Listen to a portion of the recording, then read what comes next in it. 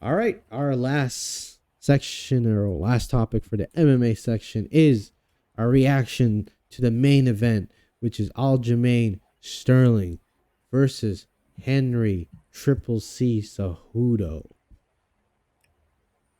What did you think about this, Isaiah? Dude, this was a excuse me. This was a very high level technical match that I was not expecting to be on the edge of my seat for.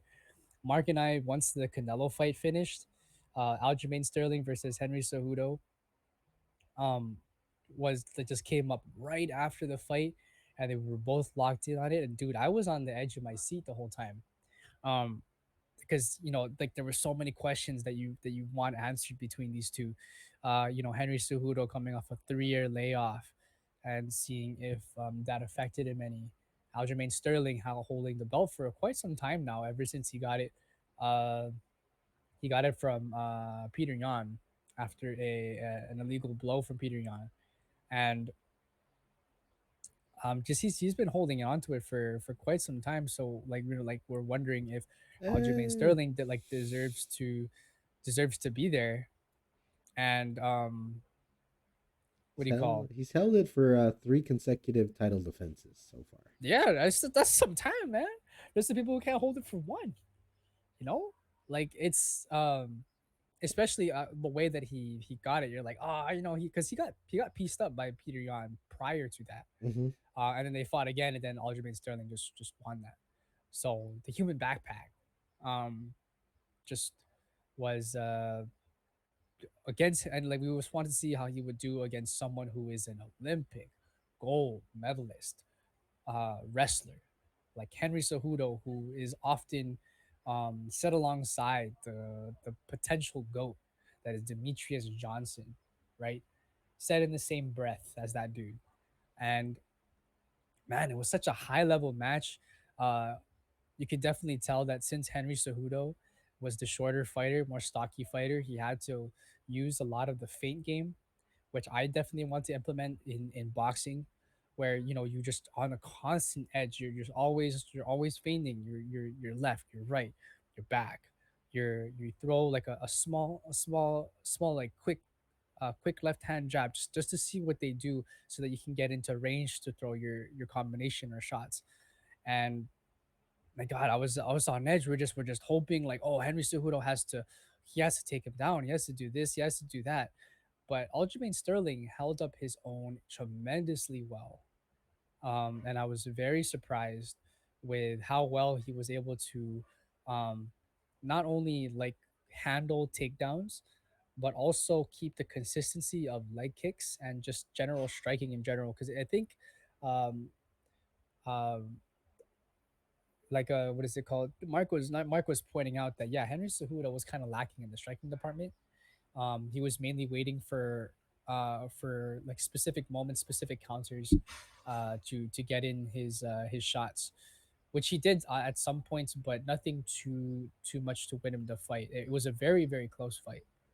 Um, and Aljamain Sterling just happened to get Henry Cejudo based off of just those consistent points, and as well as like maybe one or two takedowns of his own. So props to Aljamain Sterling for doing that. What do you think, Mike? What do you think of this very high level technical match? And I'll just say this: if a 3-year layoff Henry Cejudo could make it like a nail biter like this, Yeah. imagine a very active Henry Cejudo. And props to Aljamain Sterling for taking the W. But was it really a W? I mean, yeah. Eh, it is a W, but Yes. context matters. If a man is off, for 3 years, comes Mhm. back and he gives you a very close fight, and you've been active in beating, you know, your top level contenders, and he just makes it a very close fight. Hmm. You're like, yeah, Yeah, no, I mean, props to Henry Cejudo yeah, for making, personally, I think ring rust is the thing, 100%.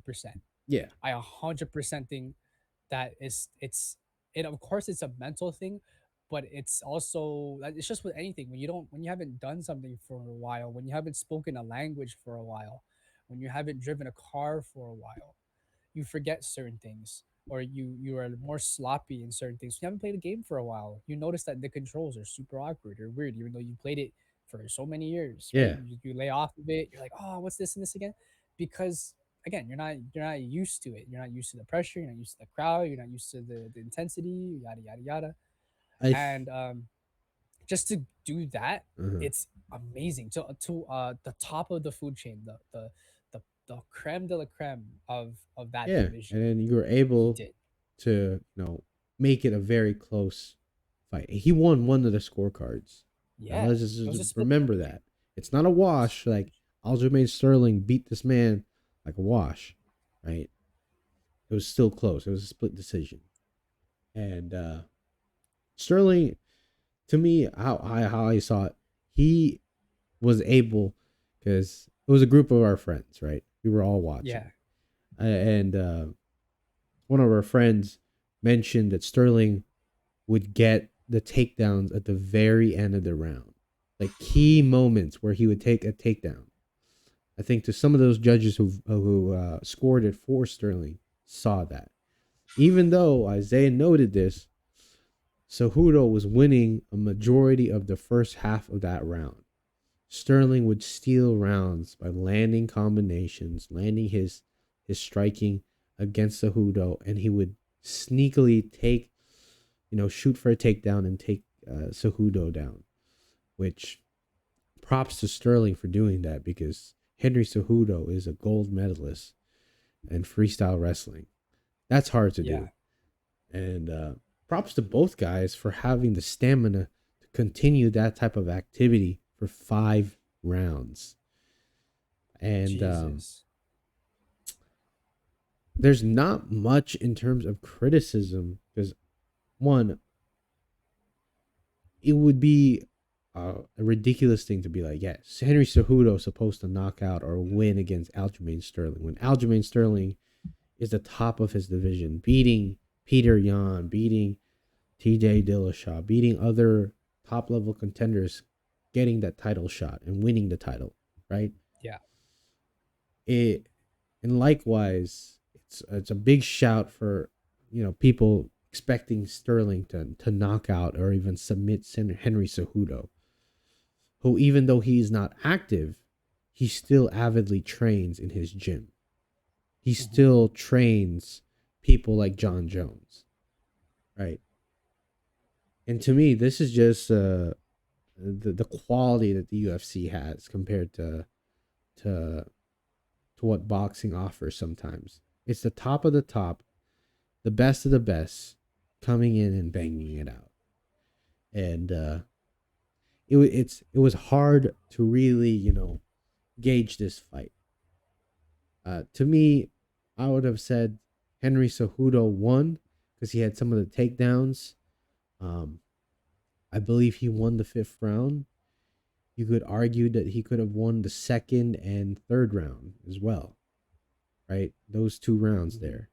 But definitely he won the fifth round in terms of activity, punches landed, the lackluster or lackadaisical approach that Sterling was having in the fifth round.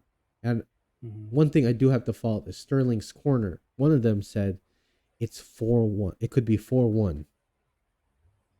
If I was his corner, I wouldn't say that. I would say, hey, you got to take this W. You got to stamp this last and fifth round and make sure you beat him, right?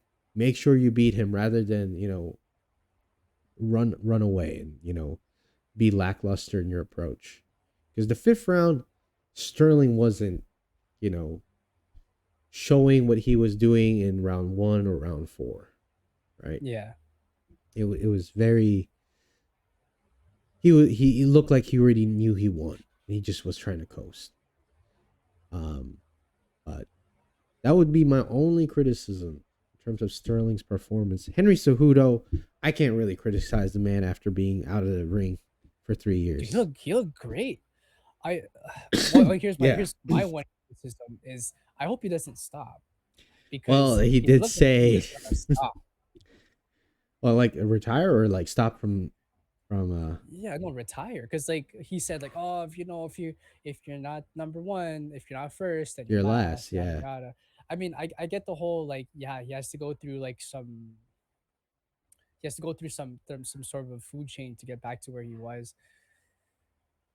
So I mean, I guess no, I'm rethinking it now. I guess in that regard, if he doesn't want to enter that field where you have to go through maybe another year before you could even get that chance again, maybe it's not worth it. I don't know, Me personally, I think but he doesn't necessarily need to continue fighting. I think his legacy secured, right? yeah, double champ Yeah, double basically. champ beat arguably one of the goats in the meet DJ Mighty Mouse, my goat, uh, an Olympic gold medalist. He has everything. He doesn't necessarily need to fight again. And you know, whatever whatever he feels he wants to do moving forward, whether or not he continues to fight or retire, I'd support it. One, I see a reason why he shouldn't fight anymore. Right. Hmm. As being at the top of the top and then now having to scrounge and climb back there, a person with an ego and a pride wouldn't want to do that, right? It's beneath him. You're like, you know what, I'd rather stay home and you know train people, which Hmm. he can do really well. Let's be honest, Henry Cejudo being a head coach or a trainer, I can see, and I think he'd kill that role. um but if he wants to continue on fighting, I don't know how that would look for him, even though he mentioned it to Dana that maybe this might be the end, right? Hmm. So hopefully it's not, but hopefully he transitions into being a head coach because it would be great. Having Henry Cejudo as a head coach would be great because his knowledge is impeccable. He told John Jones on what move he needed to do, and he did it exactly to the T and submitted Cyril Gahn. Right. Yeah. So I see a possible avenue for him to succeed and be in the top of the game, which was being a coach. Right. But Hmm. let us know what you guys think about this, right? Aljamain Sterling, what's next for him? Should he move up? Should he challenge the next weight class above? Uh, or will he fight Michael Jackson lookalike Sugar Sean O'Malley? All right. Let us know what you guys think in the comment section below.